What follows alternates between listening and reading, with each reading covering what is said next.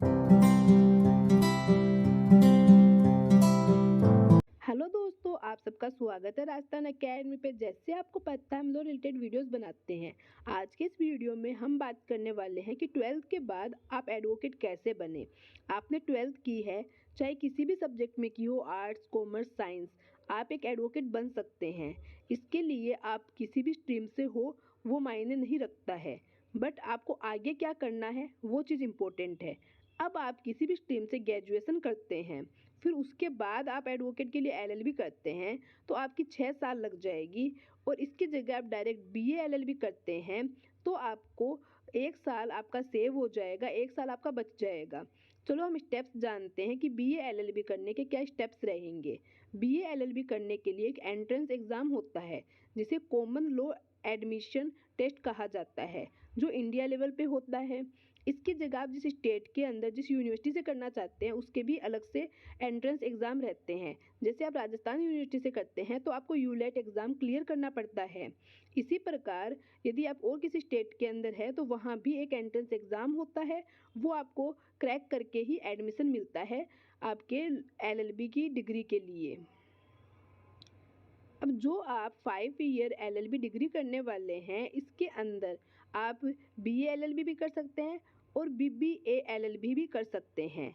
इसमें आप यदि जयपुर के अंदर जो doctor Bhimrao Ambedkar law university है, वहाँ से एलएलबी करते हैं 5 ईयर की, तो आपको उसके लिए एंट्रेंस एग्ज़ाम नहीं देना पड़ेगा। उसमें कोई एंट्रेंस एग्ज़ाम नहीं होता है, कट ऑफ के आधार पे ही आपके एडमिशन होता है। चलो बात करते हैं सी लेट का जो एग्ज़ाम होता है एंट्रेंस, उसके बारे में। ये कॉमन लॉ एडमिशन टेस्ट होता है। इसके अंदर आपको यदि एग्ज़ाम देना है, तो आपकी जनरल के अंदर एज 20 साल से तक की ही होनी चाहिए। 20 साल से ऊपर है तो आप नहीं दे सकते। और यदि आप ओबीसी एसटी एससी में हैं, तो आप 22 साल तक की एज तक ये एग्ज़ाम दे सकते हैं। इस एग्ज़ाम में नॉर्मली एक टेस्ट होता है, जिसमें क्वेश्चंस आते हैं आपके 4 सब्जेक्ट से: लॉजिकल रीजनिंग, लीगल एप्टी और मैथ्स और जनरल अवेयरनेस। यही आपके सब्जेक्ट रहेंगे हमारे जो यूलेट के एग्ज़ाम होते हैं राजस्थान यूनिवर्सिटी के अंदर, उसके अंदर। अब इसका पूरा सिलेबस चाहते हैं तो आप हमें कमेंट कीजिए, जिसके लिए हम एक अलग से डिटेल वीडियो बना देंगे इनसे सिलेबस से रिलेटेड, कि कौन कौन सा इसमें क्या क्या टॉपिक है और लास्ट ईयर कौन से टॉपिक इम्पोर्टेंट रहे थे जो आपको पढ़ने चाहिए ये एग्ज़ाम क्रैक करने के लिए।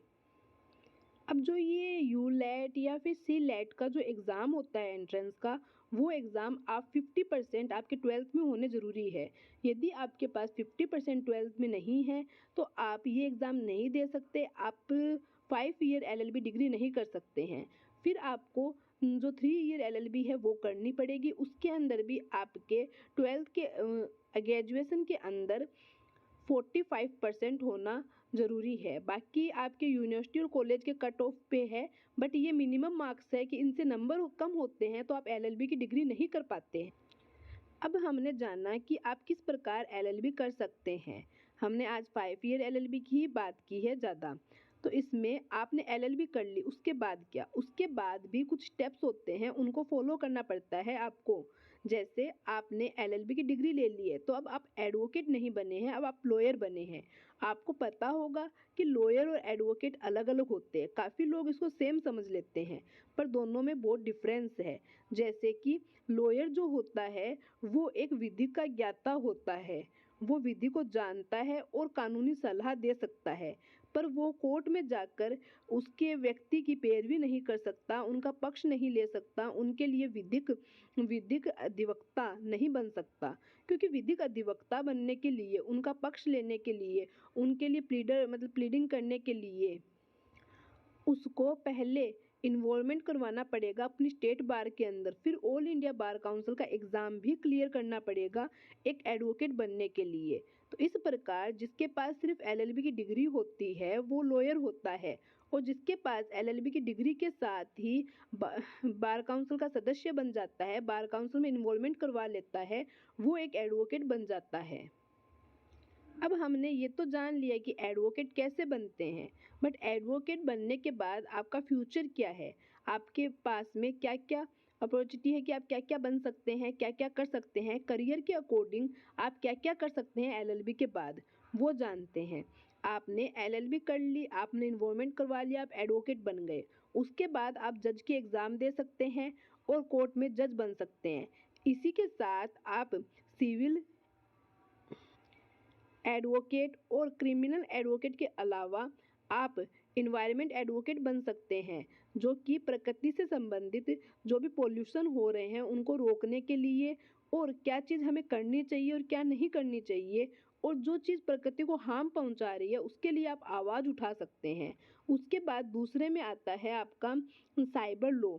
मतलब साइबर लॉ के अंदर भी एडवोकेट बन सकते हैं। आपको पता है आजकल कितने साइबर क्राइम्स हो रहे हैं, जिनके कारण मतलब कितने व्यक्तियों को प्रॉब्लम हो रही है, कंपनियों के साथ फ्रॉड हो रहा है, ऐप के जो एप्लीकेशंस है वो फर्जी रूप से डाउनलोड हो रही है और बेची जा रही है, और कितने मतलब फेक काम किए जा रहे हैं, तो उनके साइबर एडवोकेट की आवश्यकता होती है। तो आप वो साइबर एडवोकेट बन सकते हैं यदि आप बनना चाहें तो।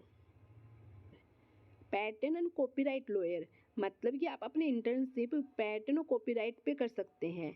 इसका भी आज अच्छा फ्यूचर है, क्योंकि सब लोग अपना स्टार्टअप स्टार्ट कर रहे हैं, ऑनलाइन बिजनेस कर रहे हैं, तो इनमें बहुत चांसेस होती है कि एक दूसरे की कॉपी की जाए या फिर लोगों को इस प्रकार से भ्रमित किया जाए। तो उसमें आप कॉपीराइट और पैटर्न एडवोकेट के तहत उन व्यक्तियों का अपना पक्ष न्यायालय के समक्ष रख सकते हैं और उन्हें न्याय दिला सकते हैं।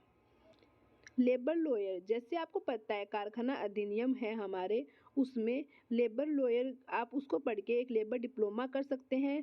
ये लेबर लॉ का डिप्लोमा होता है, उसके तहत आप लेबर लॉयर बन सकते हैं। उससे आप जो भी इंडस्ट्री एरिया होते हैं उनमें जो संगठन होते हैं, जो आम लेबर होते हैं, मजदूर होते हैं, उनके पक्ष में उनके हक के लिए आवाज़ उठा सकते हैं। इंटरनेशनल लॉयर, जैसे आपको पता ही होगा कि अब इंडिया में जो बिजनेसेस होते हैं, जो बाहर की कंपनियां आती है वो बिजनेस करती है, इसी के साथ इंडिया की कंपनियां भी बाहर जाकर बिजनेस करती है।